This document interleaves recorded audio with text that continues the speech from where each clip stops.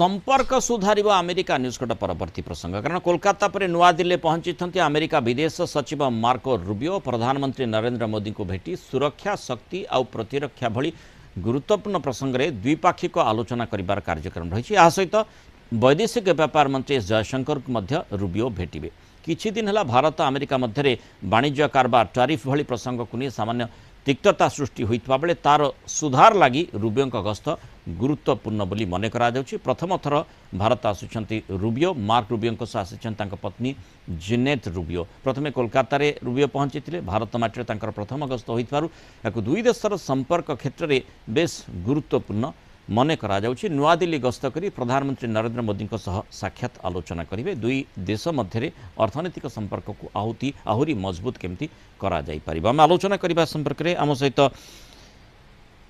अंतर्जातीय व्यापार विशेषज्ञ प्रोफेसर समरेंद्र बसा जोड़ी। प्रोफेसर बसा स्वागत करी आलोचना को। मार्को रूबियोंकर जो गस्त रही आमे जेमती जानिछे जे टैरिफ को नहीं टैरिफ वार को नहीं भारत अमेरिकार संपर्क किभली भाव में तिक्तता आड़ को बढ़ी थिला एवं सेठी विभिन्न समय रे मध्य